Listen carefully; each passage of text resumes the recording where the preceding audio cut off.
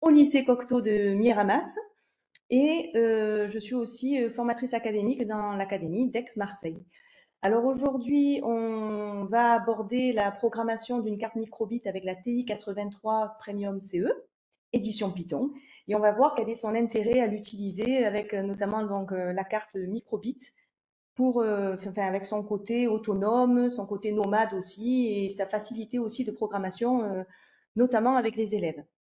Donc on va essayer d'aborder les 4 capacités numériques qui sont inscrites au programme de physique-chimie. Donc la première capacité numérique, ben, je peux d'ailleurs c'était ce qui était écrit ici, voilà. Donc on va d'abord commencer par produire un signal sonore avec donc un microcontrôleur qui est la on va voir, je vais vous proposer une activité que moi je fais avec mes élèves de seconde. Toutes les activités que je vais vous projeter ainsi que les scripts.py que je vais donc utiliser vous seront ensuite disponibles via un lien que vous enverra Carlos un petit peu à la suite donc de ce webinaire. On va également voir comment mesurer une distance ou une célérité d'une onde avec la carte microbit et donc la TI 83 Premium CE. Donc ça également, c'est au programme de première spécialité. Ça peut être également utilisé dès la seconde. On va également voir un dispositif que je trouve super intéressant qui permet de tester la loi de Mariotte. Et enfin, on verra également, j'espère qu'on aura le temps, comment déterminer le temps caractéristique d'un dipôle RC à l'aide de la microbit et de la TI 83 Premium CE. On utilisera d'ailleurs aussi le site VitaScience qui nous permettra de nous faire gagner du temps, comme ça peut d'ailleurs nous faire gagner du temps dans une classe. Donc rapidement, je vous parle un petit peu du matériel qui va être utile aujourd'hui. Donc évidemment, la calculatrice. On va également donc utiliser la carte microbit. Alors rapidement, hein, la carte microbit, c'est vrai qu'elle a ses avantages parce que contrairement à d'autres cartes, il y a déjà des boutons poussoirs de disponibles sur la carte. On a un logo tactile, des capteurs LED qui peuvent également donc des capteurs LED, une matrice LED pardon, qui peuvent faire office aussi de capteurs de lumière. On peut également avoir accès à un microphone, des pins, et donc, ben, comme dans les autres cartes, hein, là, on a une tension qui est émise de l'ordre de 3,3 volts et la masse. Et au recto de la carte, très intéressant dans la microbit V2, le haut-parleur. Donc, on n'a pas à avoir à brancher un haut-parleur sur la carte, il est déjà d'office dessus. Bon, là, on s'en servira pas, mais bon, il y a plein d'options, hein. On a un capteur de température, une antenne Bluetooth, euh, un accéléromètre, une boussole, etc. On va également aujourd'hui utiliser, puisqu'on va utiliser des capteurs Grove, entre autres, on va utiliser le Shield dans lequel on introduira la carte. Donc le Shield permet également hein, de se connecter via des pinces croco au pin 0, 1, 2, etc. Mais ça nous propose surtout, c'est ça qui est intéressant, donc des connecteurs Grove ainsi qu'un connecteur I2C. Pour certains capteurs, ça peut être nécessaire d'utiliser le port I2C. Donc voilà ce qu'on va faire. Hein. Quand on va mesurer la célérité d'une onde, on va utiliser justement un capteur Grove à ultrasons. Quand on va tester la loi de Mariotte, on va utiliser le capteur de pression Grove MPX 5700. Et enfin, quand on va vouloir mesurer le temps caractéristique donc d'un dipôle RC, ben on va alors cette fois-ci utiliser des câbles Dupont avec le breadboard. C'est un petit peu plus pénible avec les élèves, mais bon là c'était nécessaire. Voilà, voilà. Donc pour ça, en amont, il va falloir en fait préparer notre calculatrice et notre carte microbit. Donc je vais vous montrer rapidement comment. Je vous ai quand même mis pour que vous l'ayez après ultérieurement, là, après le webinaire, toute la démarche à suivre. Mais donc du coup là, je vais carrément vous la montrer en direct. Donc si vous vous connectez, ça va être assez rapide. Hein. Si vous vous connectez sur, hop, pardon, je me mets là. Pardon pour le bafouillage. Si je vais sur Internet et que je tape Texas Instruments, voilà. Donc le moteur de recherche, bien évidemment, me propose ici Texas Instruments. Donc je vais directement là où il y a écrit Texas Instruments et on atterrit sur la page, un peu long à charger. Donc sur cette page, donc ce qui va être intéressant aujourd'hui, bon déjà c'est de parler de la mise à jour et des logiciels. Donc là, Si je vais dans mise à jour et logiciel, notamment pour la TI 83 Premium CE, bien vérifier que votre calculatrice est à jour avec la version 5.8.1. Et ce qui est intéressant, c'est qu'on a aussi à côté la possibilité de télécharger le logiciel TI Connect ou le logiciel TI Smart View avec la version 6.0. Si je vais dans l'espace enseignant, donc ça ça va être pour paramétrer la carte microbit. Donc si je vais sur l'espace enseignant, alors si on descend, donc on nous parle de maclassti.fr qui est un outil super intéressant, mais que je n'exposerai pas aujourd'hui parce que c'est pas l'objectif du webinaire. Vous pouvez voir que ici sur le côté, on a accès à des modules complémentaires. Donc je clique sur découvrir les modules complémentaires. Je descends, donc on nous propose plusieurs modules, le module Turtle, la connexion BBC Microbit qui va nous intéresser aujourd'hui. Donc j'en profite quand même pour vous montrer d'autres modules complémentaires, notamment celui en physique chimie qui nous intéresse pour le tracé de vecteurs. C'est un module complémentaire qu'il faut aussi, qui n'est pas mis d'office sur la TI 83, donc il faut intégrer, donc c'est le CE Quiver. Donc moi aujourd'hui, ce qui va m'intéresser, c'est la carte microbit pour pouvoir la programmer directement via la machine. Donc là, pareil, on a toute une page qui nous informe comment ça fonctionne, etc. Donc je vous laisserai la lire tranquillement à la maison. Alors là, vous pouvez voir qu'on a marqué télécharger les fichiers pour la TI 83 Premium CE édition Python. Donc je clique dessus. Je vais donc dans mes téléchargements.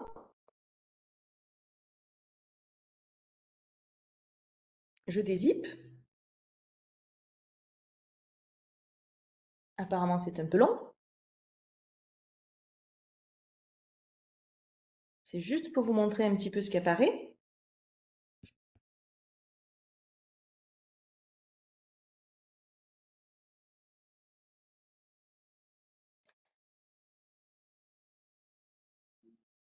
J'en profite pour regarder un petit peu ce que vous avez mis sur le chat. Je ne comprends pas pourquoi c'est aussi long, donc on ne va pas attendre. Je pense que d'être connecté avec plusieurs.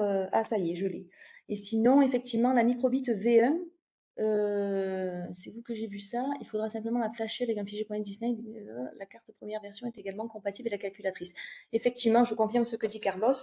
C'est vrai que la microbit V1, bon, elle ne me propose pas, n'empêche le haut-parleur. Et elle ne se vend plus. Maintenant, ne sont accessibles que les V2. Donc, regardez, si je vais dans le module BBC, on me propose justement les modules pour la microbit V1 et les modules pour la microbit V2. Donc moi, aujourd'hui, j'utilise la microbit V2. Donc je clique dessus. Donc tout ce que je sélectionne ici en point 8XV, c'est à transférer sur la calculatrice en amont via le TI Connect. Je ne vais pas le montrer aujourd'hui par souci de temps. Donc vous prenez tout ça et puis via le TI Connect, vous mettez tout sur la calculatrice qui apparaît sur le TI Connect. Et de la même façon, le fichier .exe qui est ici, vous pouvez le prendre et le déplacer sur la carte. Excusez-moi, c'est mon chien qui fait du bruit. Vous pouvez le déplacer sur la carte qui apparaît donc comme une clé USB en fait sur le côté. Je vais vous montrer. Alors normalement, quand vous faites ceci, sur la carte, je vais vous montrer directement. Donc lorsque la carte a bien ce qu'il faut, eh bien on peut voir qu'il apparaît ici, on ne le voit pas forcément super bien sur la caméra, le logo de Texas Instruments. Avec, hop, si je me mets comme ça serait peut-être mieux. Voilà. On voit le logo du Texas avec peut-être le point le plus important qui représente la capitale. Ça, j'en ai aucune idée. Il faudrait vérifier. Voilà. Donc là, ça veut dire qu'on est prêt. On a ce qu'il faut sur la calculette et on a ce qu'il faut sur la carte microbit. Maintenant, on peut du coup programmer la carte indépendamment de l'ordinateur. Ça, c'est à faire en amont. Quand on a nos élèves devant nous, on n'a pas besoin de leur faire la manip. Les enseignants peuvent très bien le faire sur et chacune des cartes. C'est très rapide.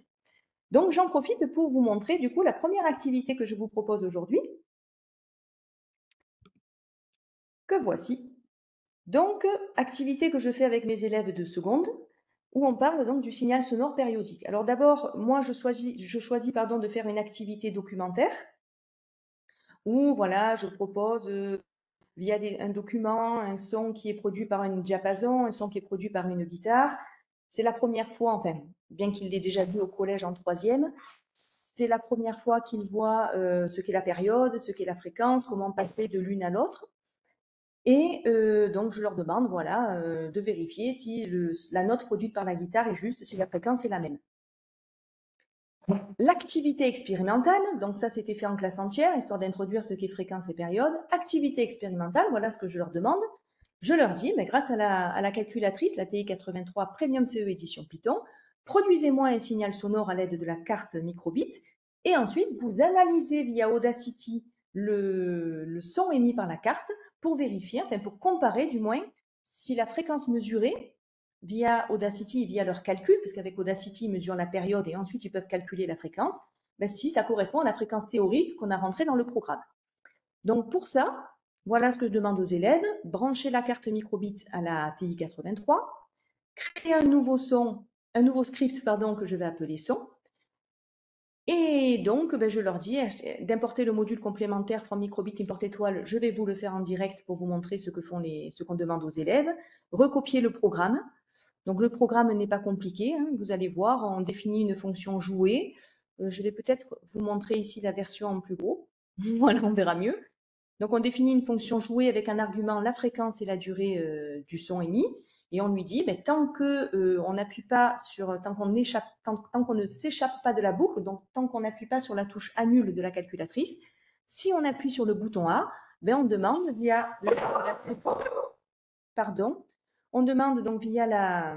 la bibliothèque musique de produire un son de telle fréquence et de telle durée. Donc je vais vous montrer ça en direct. Hop, via ma caméra. Voilà. Alors, je vais donc appuyer sur la touche Programme. Je choisis de programmer en Python, donc la touche 2. Pour l'instant, donc j'ai qu'un script, je laisse le suspense, on s'en servira tout à l'heure, vous allez voir, c'est sympathique. Donc, j'appuie sur Nouveau pour créer un nouveau script. On demande sur la fiche de l'appeler son, donc je vais l'appeler son. C'est rapide, il y a 3 lettres. On est limité à 8 lettres pour donner un nom à nos programmes. Et donc, eh bien voilà, je vais commencer le script. Donc, comme c'est demandé dans la fiche, je vais donc importer le module complémentaire microbit. Alors, il y a une raccourci, c'est la touche Mat qui permet d'avoir accès à toutes les bibliothèques qui sont déjà mises d'office sur la calculatrice, où on voit qu'il n'y a pas la bibliothèque microbit. On a la bibliothèque TI Plotlib qui est très intéressante et qu'on utilisera tout à l'heure, mais on n'a pas donc la microbit. Donc, j'appuie sur Échappe. Je vais donc aller dans Fonction, Module, et en bas, vous pouvez voir que sur l'onglet, il y a marqué complémentaire. Donc, j'appuie donc sur la touche trace pour avoir accès au module complémentaire que j'ai intégré, comme je vous l'ai montré tout à l'heure, grâce au site de Texas Instruments. Et donc, moi, je veux intégrer. Donc, vous avez vu, je les ai tous intégrés. Hein. Ma calculatrice, elle est pleine. Et donc, moi, ce qui va m'intéresser, c'est le module complémentaire microbit, donc le numéro 7. J'appuie sur la touche 7.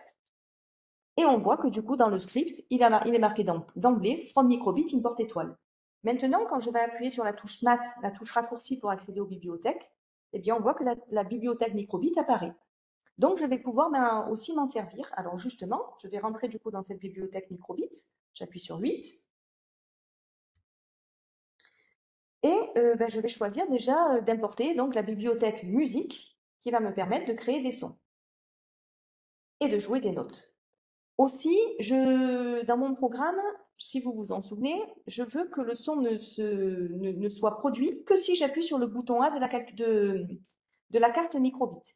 Du coup, je retourne dans la bibliothèque microbit pour intégrer ici les boutons et logos de la carte. Et maintenant, j'ai aussi From MB Buttons Import étoile qui apparaît. Donc la calculatrice, elle est vraiment super bien faite puisqu'on n'a pas, vous avez vu, à taper lettre après lettre tout le script. On gagne beaucoup de temps puisque tout s'écrit finalement automatiquement juste en appuyant sur une ou deux touches de la calculette. Donc je laisse un petit espace pour faire joli avant donc de définir ma fonction. Et là, de nouveau, pour définir ma fonction, plutôt que de taper à chaque fois DEF pour def, on n'a qu'à aller dans fonction et regarder ce qu'on nous propose, def. Tout est déjà fait, on n'a qu'à donner le nom de notre fonction. Donc je vais l'appeler moi jouer, donc je vais verrouiller en faisant seconde alpha, je verrouille les lettres. Donc je reste en minuscule et je vais donc l'appeler, comme c'est écrit sur la fiche, jouer.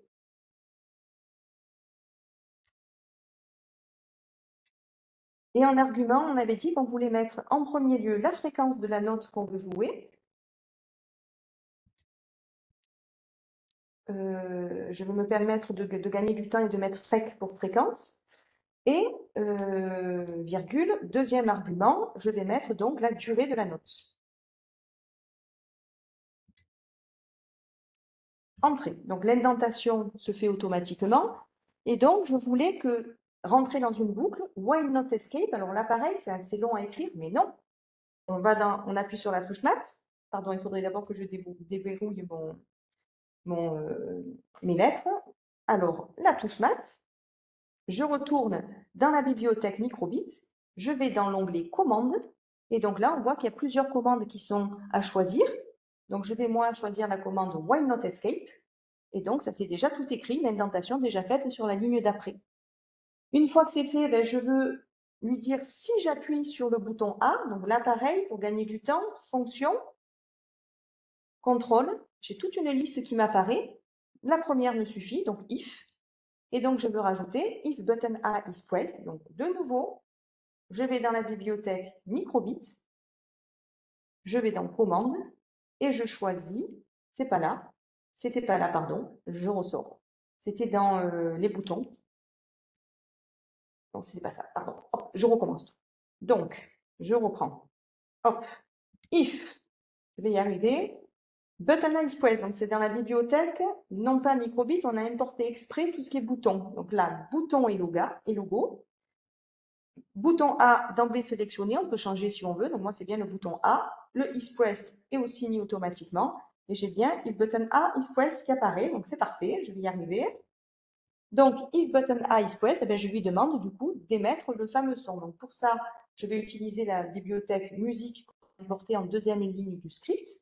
Donc, pushmat, bibliothèque musique, et je vais utiliser music.pitch, qui permet non pas de jouer une mélodie, je vous montrerai quand même par curiosité tout à l'heure à quoi sert le music.play, mais donc de jouer une note d'une certaine fréquence et d'une certaine durée. Et donc, bien évidemment, j'écris entre parenthèses ce que j'ai mis moi en argument, donc en l'occurrence FREC, après avoir verrouillé avec la touche alpha, donc FREC pour fréquence, et après la virgule, donc durée, pour pouvoir choisir la durée de la note. Voilà, le script est prêt. Donc si ça gêne, moi je suis un peu une perfectionniste quand j'écris des scripts, donc j'enlève tout ça là qui me plaît pas, et j'exécute le script. Donc, pour aller chercher ma fonction, j'appuie sur la touche var, jouer, OK. Et donc, je vais mettre que je veux par exemple une fréquence de 440 Hz qui va durer, une note qui va durer, allez, 2 secondes, c'est-à-dire 2000 millisecondes. Entrée. J'appuie donc sur le bouton A. J'espère que vous allez entendre le son, qu'il est assez fort. Et j'ai donc une note de fréquence 440 Hz qui a duré 2 secondes, qui a été produite.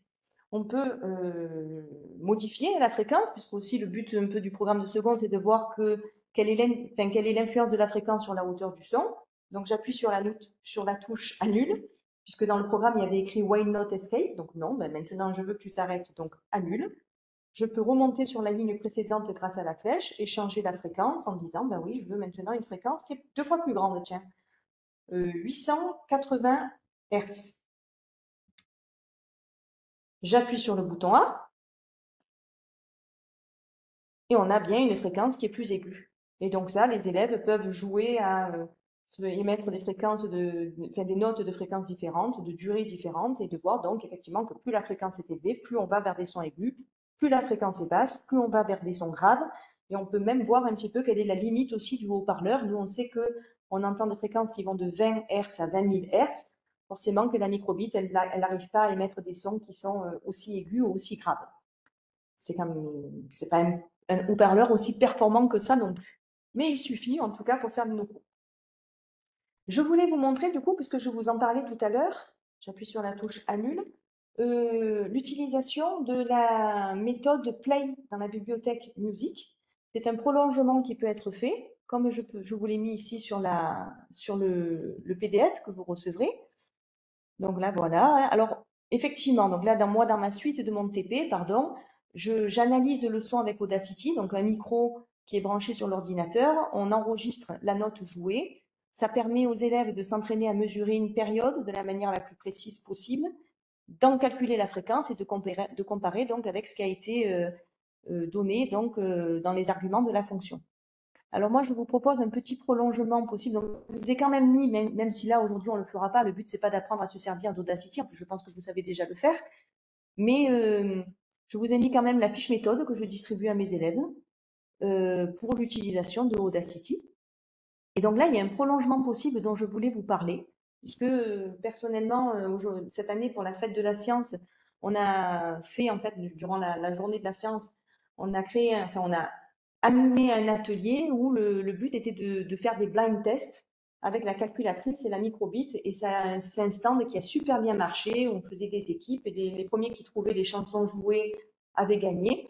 Donc ça mettait en valeur l'utilisation du langage Python, mais également la physique-chimie au sein de l'établissement. Et ça a bien marché par rapport à la SVT et, et les mathématiques. Donc j'étais assez contente. Donc c'est une idée que je vous donne.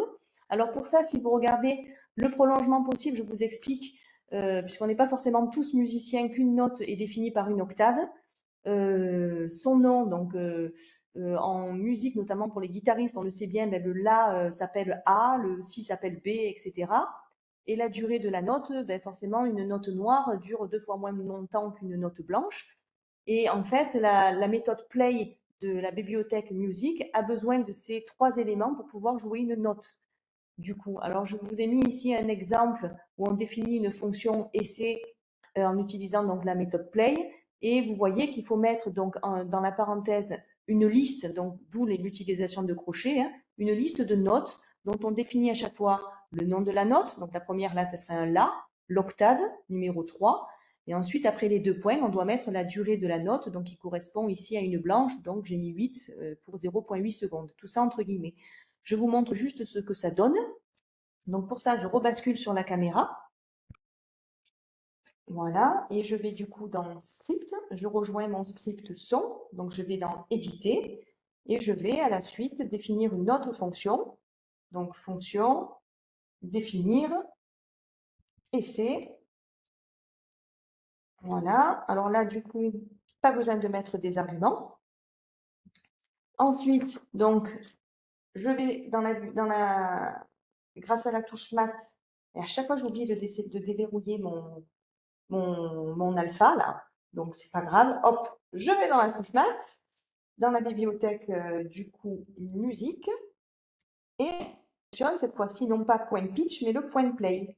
Et donc pour aller chercher des crochets, alors il y a plusieurs possibilités, mais je vais déjà vous montrer une première possibilité, on verra tout à l'heure une autre possibilité de mettre des crochets, c'est d'aller ici dans les outils qui étaient proposés, de choisir ici des crochets, coller. Vous voyez, c'était dans le deuxième onglet, là où il y a le petit A, le grand A et le dièse, où on a tous les signes un peu bizarres qu'on ne peut pas forcément trouver sur le clavier proposé par la calculette. Donc, et dans donc, Music.play, eh ben, je vais de la même façon, entre guillemets, voilà, pareil, je vais vous montrer plusieurs façons. Donc, si je retourne ici, par exemple, les guillemets sont en deuxième position, donc c'est assez rapide. Je colle. On a un premier guillemet, donc on disait qu'il fallait mettre donc A3 de mémoire. Les 2 points, alors je vais un peu changer, parce que les 2 points ils sont accessibles via la calculette en faisant alpha point. Et donc, j'avais dit que ça durait 0,8 secondes. Les guillemets, pareil, sont accessibles plus rapidement via la touche alpha et plus.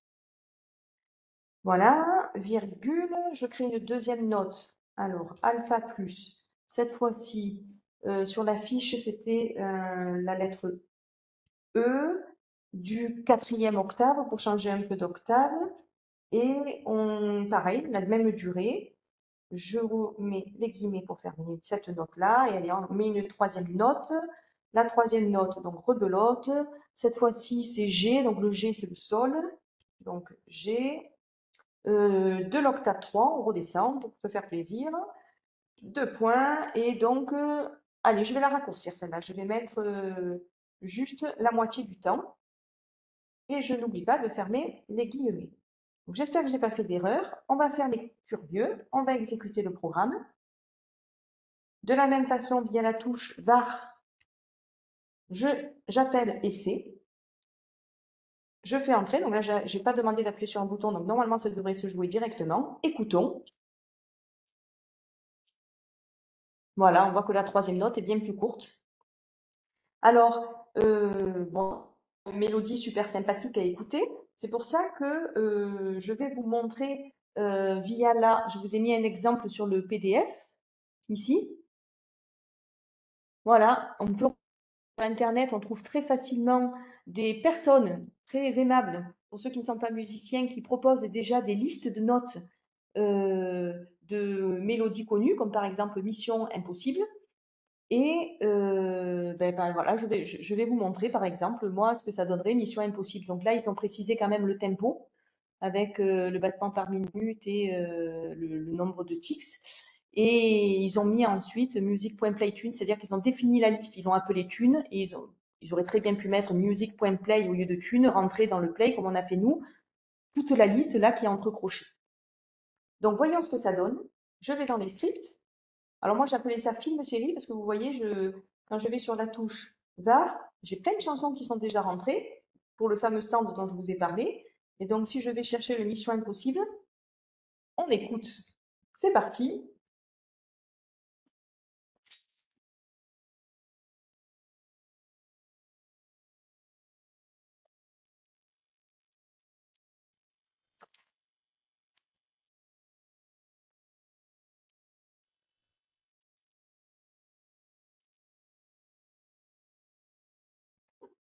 Voilà, voilà. Est-ce que vous voulez faire les curieux et voir si vous arriverez, vous, à trouver une chanson? Je regarde votre réponse sur le chat.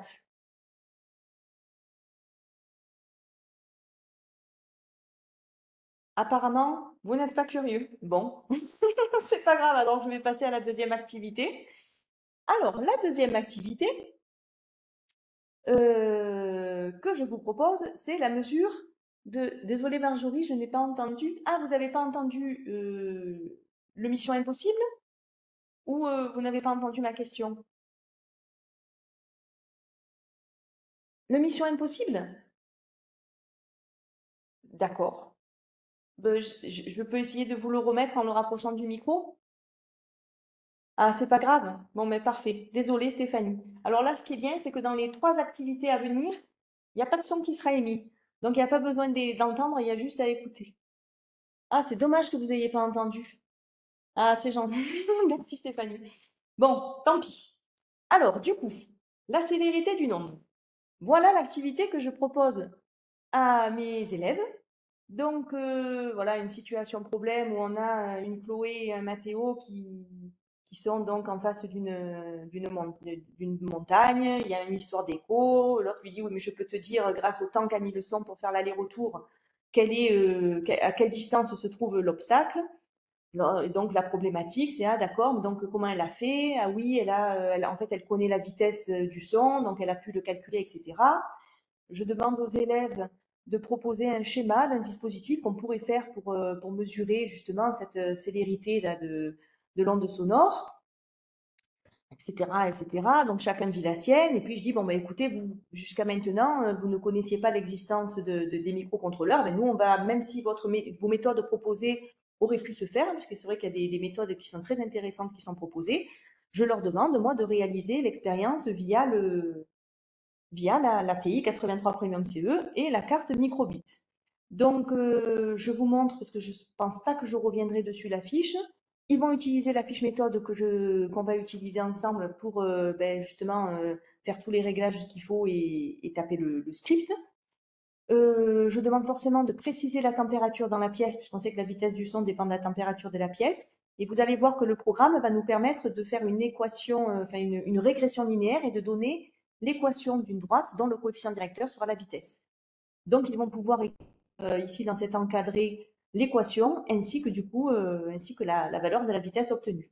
De la même façon, ça on n'ira pas aussi loin, donc en utilisant un script qui permet de calculer moyenne, écart type, incertitude type et tout via toutes les vitesses obtenues par les différents groupes, on peut aussi aller plus loin et proposer un encadrement de la valeur de la vitesse de l'onde qui a été trouvée. Et de la même façon, si on a le temps en TP ou si on a des élèves qui sont allés plus vite que les autres, faire varier la température à l'aide d'un sèche-cheveux et puis demander de refaire les mesures pour voir quelle est l'influence de la température sur la célérité du nombre. Ça, c'est l'activité que je propose à mes élèves. Et donc, la fameuse fiche méthode où j'explique que en mesurant les temps mis par une onde pour effectuer différents allers-retours, on peut effectuer une régression linéaire. Et comme d'après la formule V est égal à D sur T, mais lorsqu'on représente la distance parcourue par l'onde en fonction du temps mis pour parcourir cette distance, eh bien, on peut avoir, via le coefficient directeur de la droite, la valeur de la vitesse. Donc, je leur propose déjà le programme tout fait, mais je leur demande quand même d'essayer d'expliquer certaines lignes du programme, à mettre ici à droite des flèches. Donc, on importe la bibliothèque TI-Plotlib qui permet de faire des graphiques, des tracés. La fameuse bibliothèque microbit, et comme ici on va utiliser un port Grove et le shield, forcément il va falloir il va falloir importer aussi. Et donc la fameuse fonction que j'ai choisi d'appeler exp pour expérience, n le nombre de mesures en fait qu'on souhaite réaliser. Donc je dis que le temps et la durée sont des listes vides. Pour i in range n, c'est-à-dire le nombre de fois où on a, donc si on a choisi par exemple n égale 3, ben pour 3 mesures, on lui demande d'ajouter à la liste D d'ajouter à la liste D la distance qu'on a choisi d'utiliser. Donc alors là c'est un peu compliqué. Input, ça permet en fait de demander à l'élève distance, ce qui est en vert en fait va s'afficher sur l'écran, vous allez le voir. Le input donc est nécessaire. Plot, on est obligé quand on utilise input de spécifier si on veut un flottant, si on veut en rentrer un flottant, un entier. Donc là, moi, j'ai choisi qu'il puisse très bien rentrer des distances avec des nombres à virgule s'il le souhaite.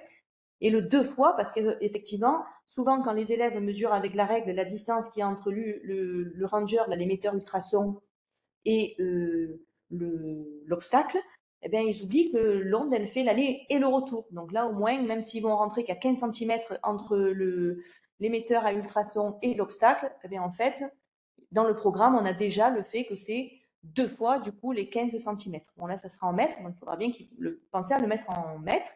Et dans la liste T qui était au départ vide, grâce à point append, on va pouvoir ajouter au fur et à mesure, pour chacune des valeurs de distance rentrée, ce que va lire le ranger qui est branché donc en pin 1 d'après le programme. Donc, il faudra bien faire attention de le brancher en pin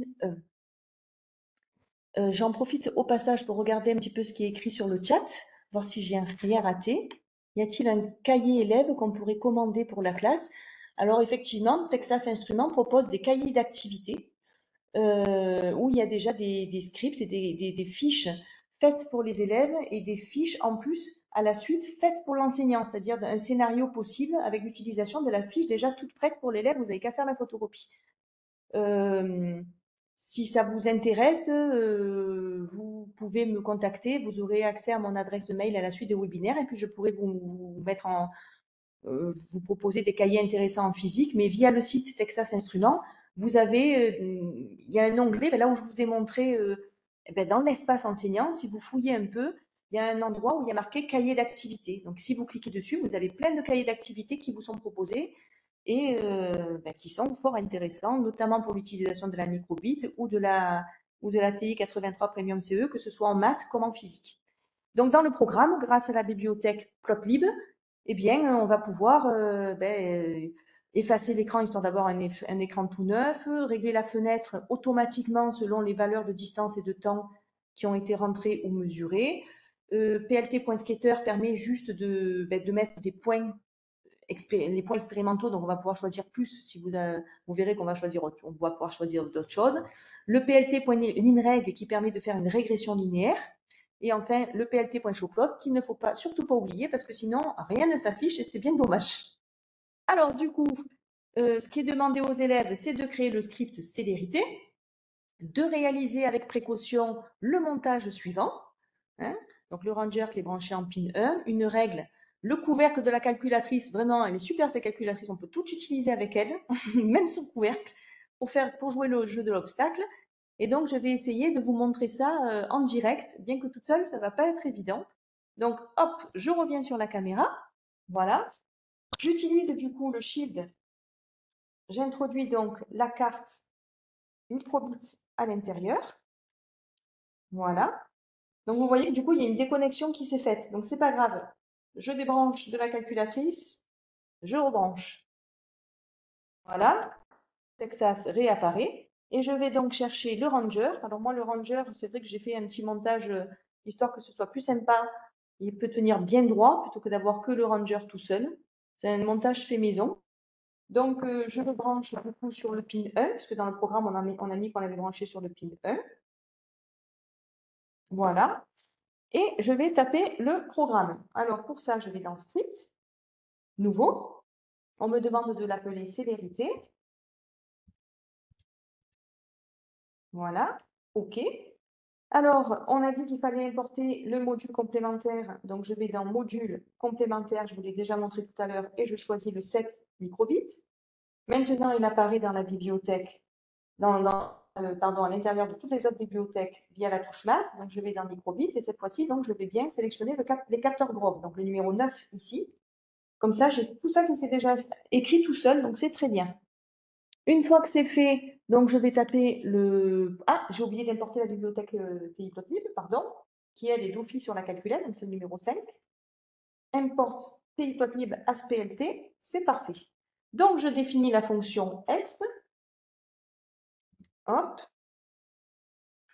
Alors, exp. Voilà. J'ai dit qu'en argument, donc je mettais n pour le nombre de mesures que je souhaite faire. Voilà. Une fois que c'est fait, donc je dis que P, virgule et D sont des touches vides. Alors, la touche STO permet de faire le égal plus rapidement. Et donc, je vais aller, pour changer par rapport à tout à l'heure, pour chercher les guillemets, je vais aller ici dans l'onglet liste et je vais choisir les guillemets, virgule, et une deuxième guillemet vide pour la deuxième liste vide. Voilà. Une fois que c'est fait, donc j'utilise la boucle for. Là, toujours pareil, la calculatrice est très bien faite. Si je vais dans fonction contrôle, le numéro 4 est marqué for i in range taille. Donc, c'est ce que je veux. For i in range, donc moi, ma taille, ça sera n. Voilà. Je lui demande donc à la liste D d'ajouter, alors le point appel de rebelote, si je vais dans fonction,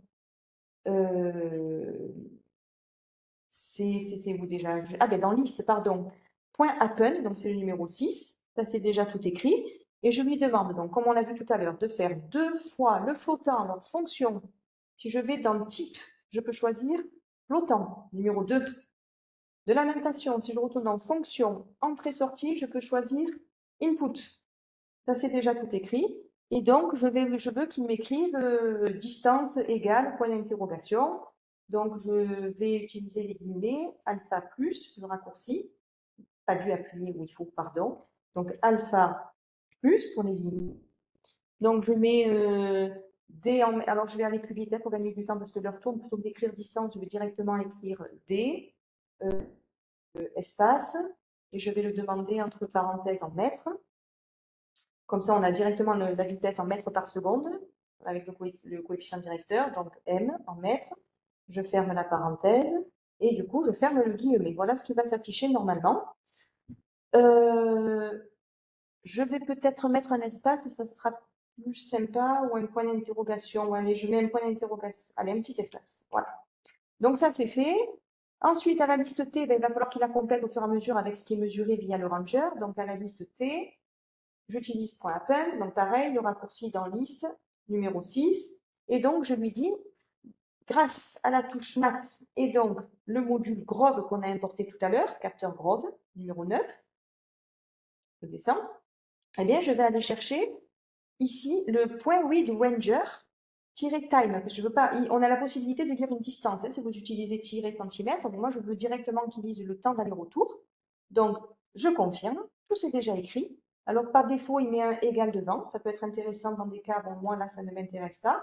Et je mets bien dans la parenthèse, après le time, que moi je l'ai branché en pin 1.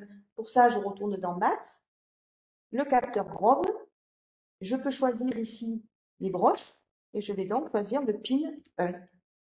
Voilà, voilà. Alors, normalement, j'espère qu'il n'y a pas de souci, que c'est bon au niveau des parenthèses, parce que la programmation en Python est assez exigeante. Je sors de la boucle, donc ça, je vais le faire n fois. Je sors maintenant de la boucle et puis je vais demander, une fois que tout est fait, tout est mesuré, de faire le tracé.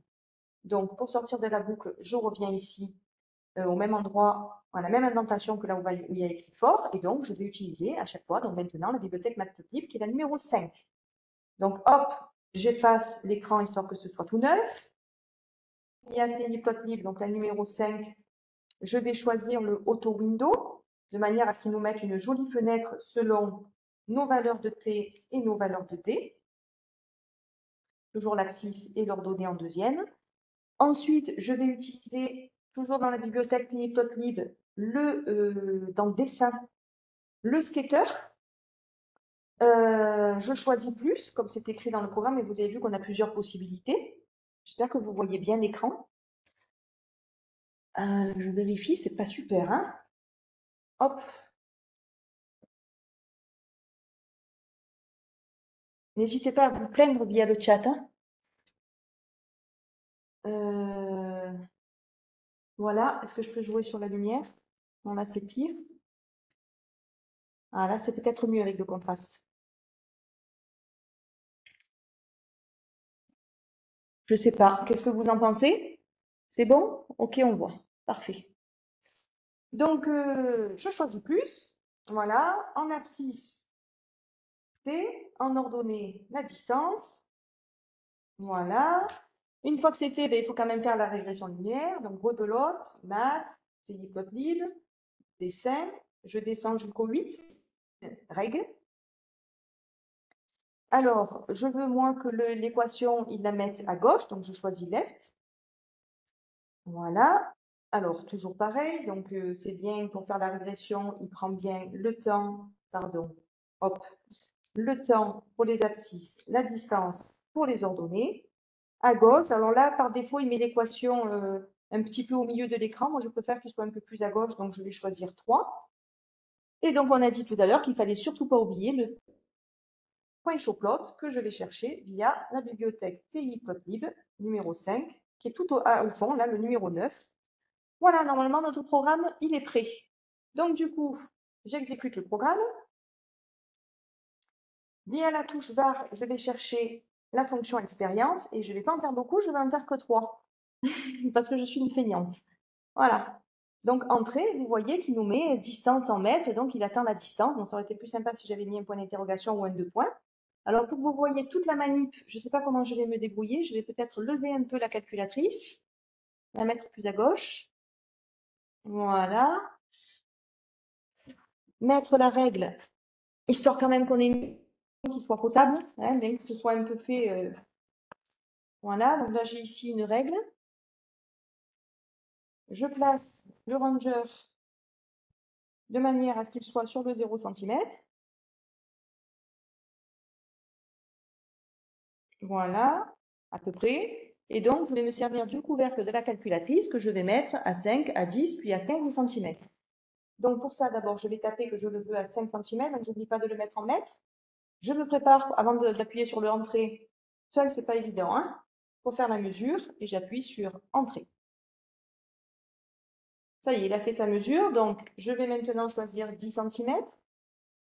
Donc, 0,1 mètre. Passer le couvercle à 10 cm. Entrée. Je vais choisir 15 cm. Passer le couvercle à 15 cm. Appuyer sur Entrée. Et voilà. Il nous fait donc, elle est jolie quand même, je suis bien contente, les points ils sont bien alignés. Il nous trouve donc une vitesse qui est de l'ordre de 330 mètres par seconde. Voilà pour cette deuxième activité. Ouais, moi aussi je trouve ça très beau du coup. Alors du coup, je continue. C'est bien parce que le script est à peu près identique, donc on va pouvoir gagner du temps. Rebelote pour tester la loi de Mariotte. Donc voilà, une situation banale, quand on va à la montagne, le paquet de chips il gonfle, mais comment ça se fait? Donc montage tout bête qu'on va faire, au lieu de brancher en pin 1 un ranger, eh ben là j'ai choisi de brancher en pin 2 le fameux capteur de pression MPX 5700, une seringue, où on va pouvoir faire varier le volume de l'air à l'intérieur et voir du coup comment varie la pression. Donc pareil, il y a une régression linéaire. L'astuce, c'est de d'abord mettre la seringue sur 40, parce que si on part de 50, on n'arrive pas à compresser, on n'est pas assez fort. Donc je pars de 40 pour mesurer d'abord un volume d'air de 40 millilitres, puis 30, puis 20, puis je reviens doucement pour mesurer, pour faire la détente et mesurer 50 millilitres. Donc le programme en question, mais regardez comme c'est génial, c'est quasiment le même. Du coup, donc on peut le regarder, sauf que cette fois-ci, au lieu de créer des listes vides qui s'appellent T et D, c'est une liste vide I et P. Alors P pour pression et I pour inverse du volume. Parce que comme on doit se retrouver avec P fois V égale constante, c'est très intéressant de tracer P en fonction de 1 sur V pour pouvoir avoir P fois V égale constante du coup. Donc du coup, les listes que je complète, alors j'ai appelé la liste env, pardon, c'est en fait 1 sur le volume que va rentrer l'élève, hein, de la même façon. À la liste I vide, j'ajoute à chaque fois ce que va rentrer l'élève. Et ensuite, à la liste P, on va ajouter à chaque fois ce que va mesurer le capteur de pression. Et ensuite, tout le reste, c'est pareil, sauf qu'il va juste falloir changer dans le script. En abscisse, on veut l'inverse du volume et en ordonnée, on veut la pression.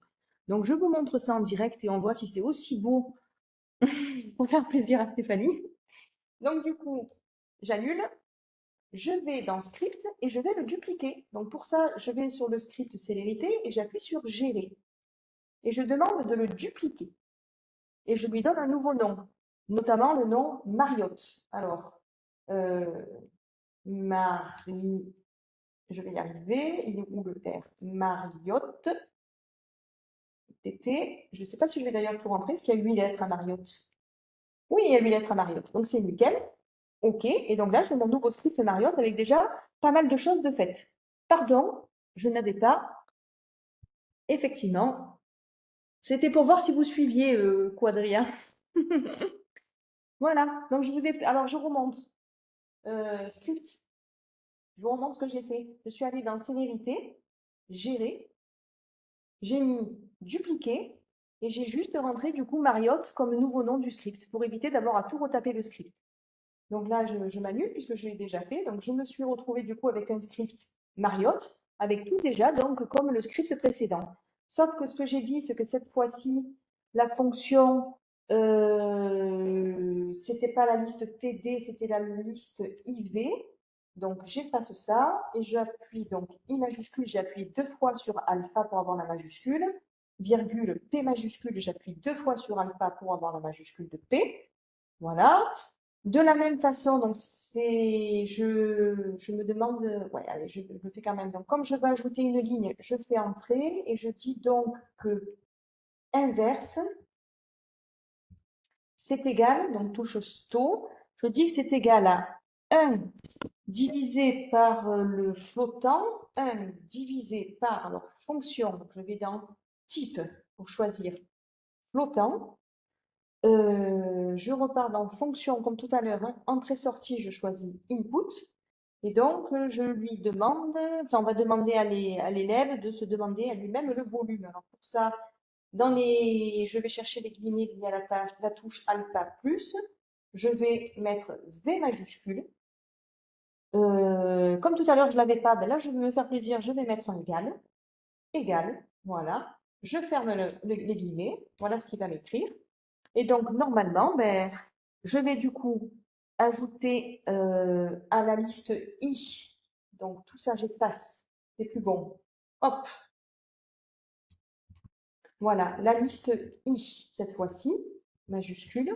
Je veux ajouter à chaque fois les valeurs env. J'ai appelé env pour inverse. Pardon. Petite erreur de manip. Alpha, alpha V. Voilà. Ensuite, la liste P. Alors là, pareil, c'est plus T maintenant, c'est P. Sucre, P majuscule. C'est sensible à la case, donc il faut faire super attention aux majuscules et aux minuscules. Donc pareil, j'efface parce que ce n'est plus le même capteur cette fois-ci. Et je vais aller chercher via maths, capteur, donc numéro 9, capteur Grove. Alors le capteur Grove, il s'appelle point read pressure. Donc, entrée. J'enlève le égal qui se met automatiquement et je précise que ce capteur Grove, cette fois-ci, je vais le brancher pour changer par rapport à tout à l'heure. Je vais le brancher en pin 0, donc rebelote, mat, capteur Grove, broche et je choisis pin 0. Et normalement, le reste du script ne change pas, mis à part que cette fois-ci, c'est plus T, on est bien d'accord, c'est I, c'est plus D, je me suis trompée, hop, c'est plus D, c'est P, et rebelote de partout. Supr, I,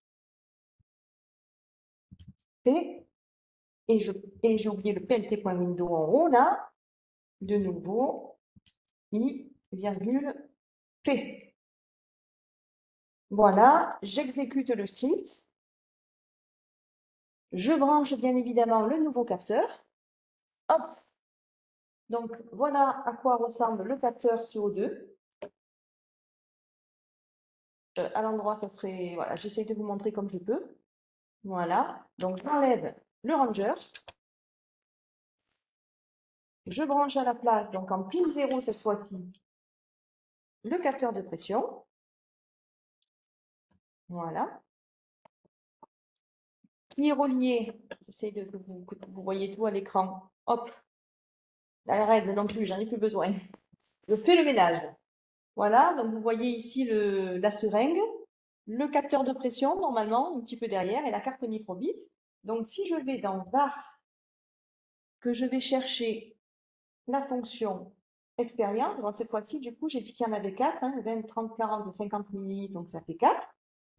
Alors il me dit V égale, mais pour l'instant 40, j'ai rien à faire. Hop, il mesure la pression. Alors, c'est là que ça se complique. Je compresse la seringue de manière à avoir 30 millilitres d'air. J'appuie sur 30, entrée.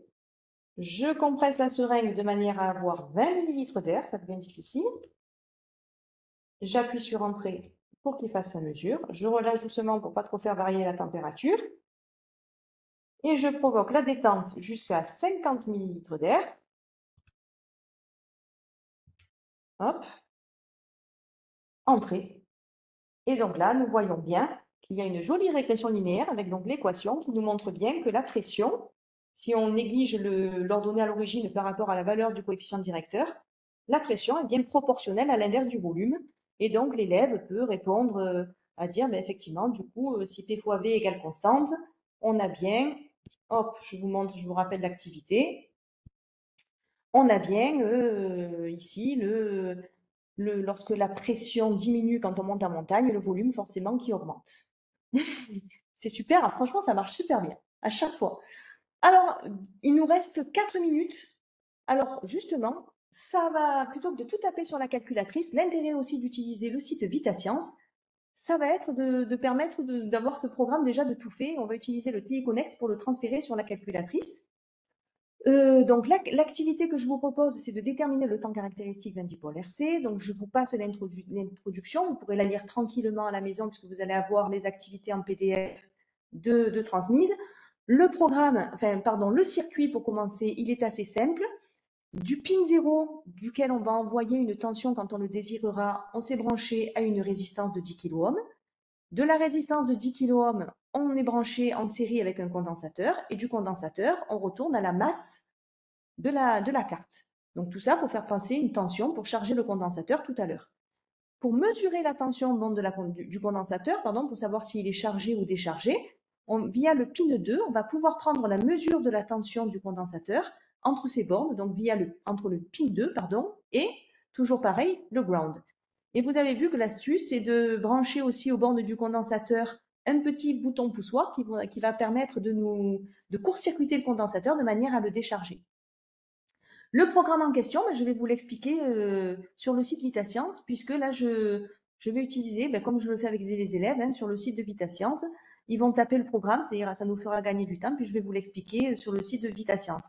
Pour donner un petit challenge, comme c'était le cas d'ailleurs sur un des sujets de terminale qui est tombé l'année dernière au bac, il y a une petite face cachée ici, où en fait, on va demander à ce qu'il mesure un temps, là, je vais un peu plus vite, il mesure un temps qui correspond à 63% de la charge de notre condensateur, le fameux taux recherché.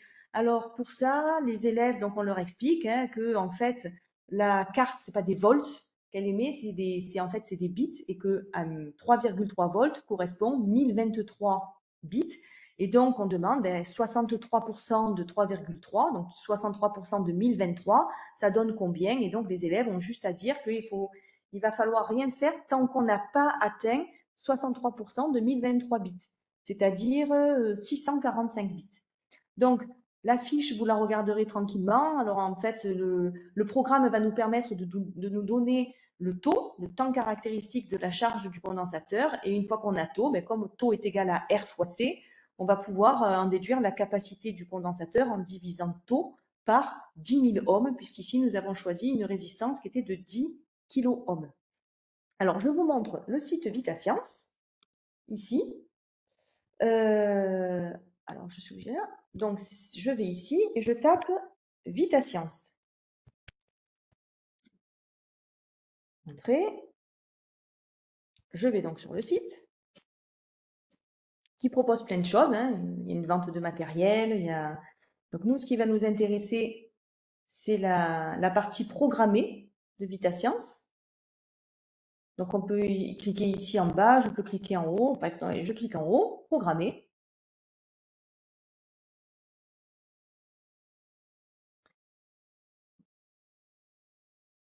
Je lag un peu.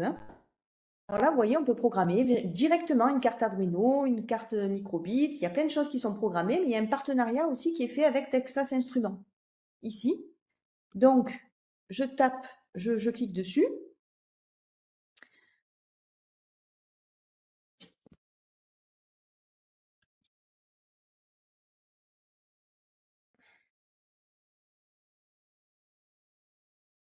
Mais prends ton temps, VitaScience, prends ton temps.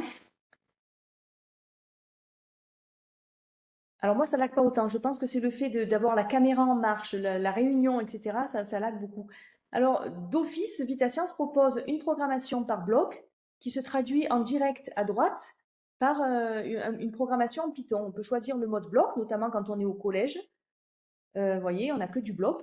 On retrouve d'ailleurs toutes les fonctionnalités qu'il y a dans la TI 83 Premium CE édition Python, notamment TI Plotlib, qu'on a utilisé tout à l'heure.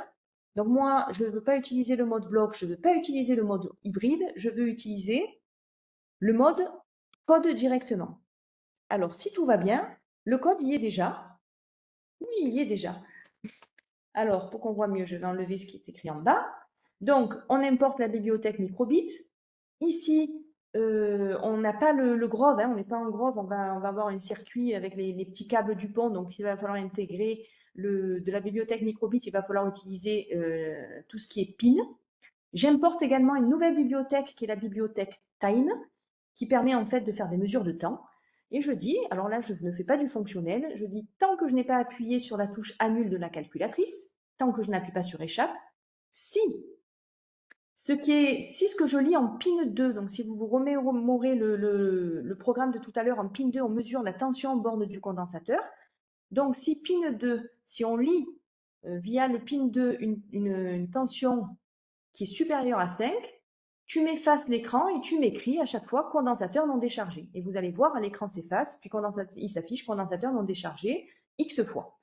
Sinon, alors, ça veut dire quoi? Ça veut dire sinon, en gros, si on appuie du coup sur le bouton poussoir, donc ça va annuler la charge du condensateur. Alors, on lui dit, dès qu'on va relâcher le condensateur, automatiquement, il y a une petite charge qui se fait quand même. Donc, je lui dis, dès que sur pin 2, tu ne lis plus 0, parce que j'ai relâché le condensateur, tu m'affiches charge du condensateur. Tu utilises la bibliothèque time, et donc notamment la méthode monotonique, pour mesurer le temps de départ, T0. Tu me lis tu envoies, c'est write, c'est pas read, tu envoies via le pin 0 une tension donc de 3,3 volts qui correspond à 1023 bits. Tant que sur le pin 2, donc quand on lit la tension borne du condensateur, tu n'as pas atteint les 645 bits, donc les 63% de charge, tu ne fais rien. Ça veut dire qu'une fois qu'il les a atteints, qu'est-ce qui va se passer? Donc on sort de la boucle, on lui dit d'afficher quel temps? Le temps qu'il lit maintenant, time.monotonique de maintenant, moins le temps T0 de tout à l'heure, là, qu'on lui a demandé de lire dès le début de la charge du condensateur. On peut même se rajouter ici une petite unité. Et ensuite, on lui dit d'arrêter de sortir de la boucle automatiquement. Alors, je vais sur télécharger pour calculatrice. Voilà, j'ai un nouveau projet qui est fait. J'utilise ensuite le TI Connect. Je vais brancher la calculatrice sur le TI Connect. Alors, je vais peut-être mettre la caméra pour que vous me voyez.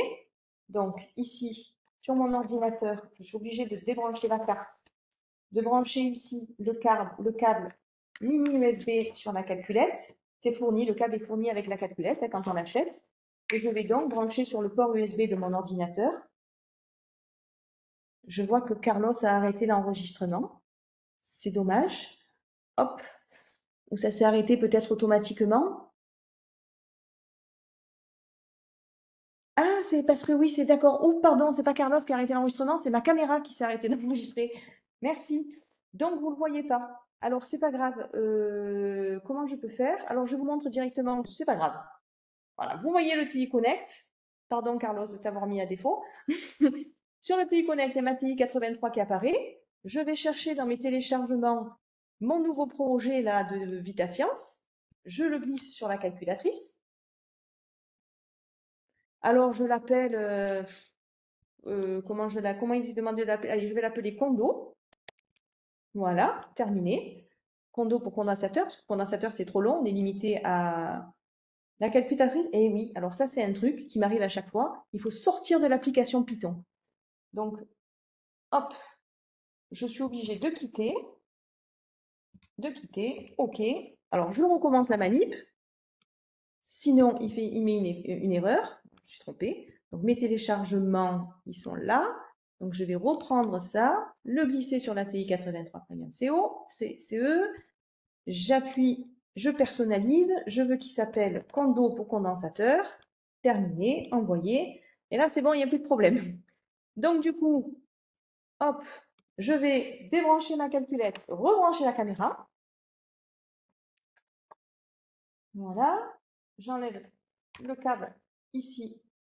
Je vous montre. Hop, la caméra. Elle est de nouveau là. C'est bon, vous voyez. J'enlève le câble qui m'avait permis de brancher la calculatrice à l'ordinateur par rapport au téléconnect. Je fais le ménage. Voilà. J'enlève aussi le capteur de pression de tout à l'heure. Hop, c'est fait. Je vais même du coup enlever cette carte, puisque pour nous faire gagner du temps, j'avais tout préparé ici. Voilà. Donc le fameux montage avec donc la résistance et le condensateur en série et le bouton poussoir branché sur les bornes du condensateur. Et donc on voit ici, comme je vous le disais tout à l'heure, la carte microbit. Oh, ça c'est un peu. Hop, j'espère que les branchements sont toujours bons. Avec bien le pin 0 d'où va partir une tension, le pin 2 qui permet de lire la tension de bande du condensateur, comme on peut le voir ici via le montage, les couleurs des câbles, et donc le ground, donc, qui permet de fermer le circuit, que ce soit pour la mesure de la tension du condensateur ou pour la circulation du courant dans le circuit RC. Alors du coup, j'étais sortie de l'application, donc je retourne dans... Non, je ne fais pas ça. Oui, je retourne dans Programme, Python, et normalement, grâce à VitaScience et son partenariat avec Texas, vous voyez, on a déjà le script Condo qui y est. Je l'ai édité pour vous montrer. Donc, on voit bien que ça vient de... Il y a tout ça qui s'affiche pour montrer que ça vient de VitaScience. Vous voyez, c'est écrit projet généré par VitaScience. Et on a bien tout le script qui a déjà été écrit. Donc, je vais l'exécuter. Si je connectais ma carte microbit à la calculatrice, ça serait beaucoup mieux. Donc, hop, je vais chercher le câble. Voilà. Je me branche ici à la calculette. Je branche la calculette à la microbit.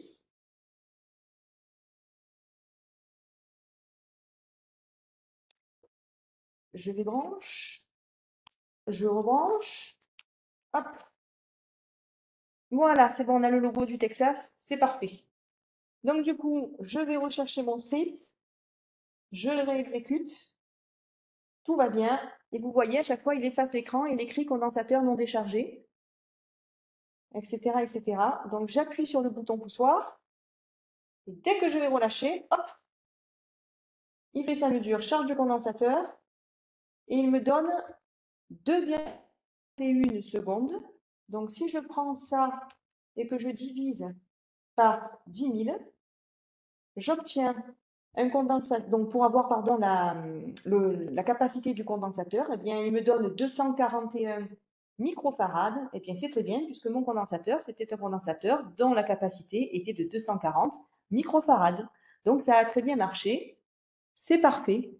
Eh bien, écoutez, je vous remercie donc d'être resté 10 minutes de plus que prévu. Je vous confirme que toutes ces activités-là que je vous ai ici proposées et tous les scripts seront disponibles via un lien nuage. Eh bien, merci beaucoup Bruno pour ce compliment. Je vous dis, j'espère, à très bientôt pour un prochain webinaire. Au revoir.